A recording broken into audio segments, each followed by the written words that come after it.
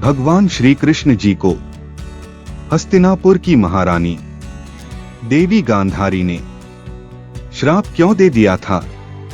महाभारत कालीन पौराणिक कथाओं के अनुसार कुरुक्षेत्र का युद्ध समाप्त हो चुका था और अधर्म का साथ देने वाले देवी गांधारी के 99 पुत्र और उनका 100वां पुत्र जो युधिष्ठिर के पक्ष से लड़ा था, वह सारे के सारे महाभारत के युद्ध में मृत्यु को प्राप्त हो चुके थे।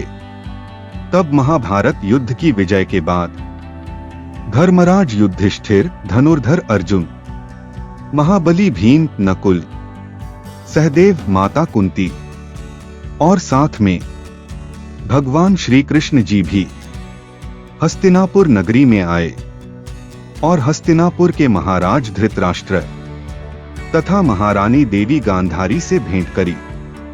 और तब हस्तिनापुर से वापस जाते समय भगवान श्री कृष्ण जी हस्तिनापुर की महारानी देवी गांधारी के कक्ष में वापस जाने की आज्ञा लेने जाते हैं। और उस समय देवी गांधारी अपने 100 पुत्रों की मृत्यु के शोक में लिप्त होती हैं। तब देवी गांधारी भगवान श्री कृष्ण जी से कहती हैं कि अगर तुम चाहते तो महाभारत युद्ध को रोक सकते थे ना?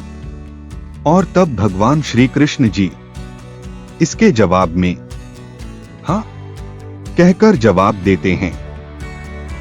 और भगवान श्री कृष्ण जी का यह वचन सुनकर हस्तिनापुर की महारानी गांधारी के क्रोध का बांध टूट जाता है और देवी गांधारी भगवान श्री कृष्ण जी को श्राप दे देती है कि जैसे हमारे वंश का नाश हुआ और हम उसे रोक नहीं पाए, वैसे ही तुम्हारे वंश का भी सर्वनाश होगा और तुम भी उसे रोक नहीं पाओगे।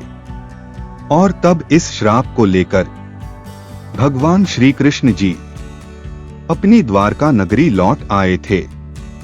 तब इसी श्राप के कारण भविष्य में भगवान श्री कृष्ण जी के यादवों के वंश का नाश हो गया था और सभी यादववंशी आपस में ही एक दूसरे के साथ ही लड़कर मारे गए थे और भगवान श्री कृष्ण जी भी उसे रोक नहीं पाए थे। और इस प्रकार से हस्तिनापुर की महारानी देवी गांधारी का भगवान श्री कृष्ण जी को दिया गया श्राप सत्य साबित हुआ था। कथा को लाइक, शेयर, सब्सक्राइब कीजिएगा।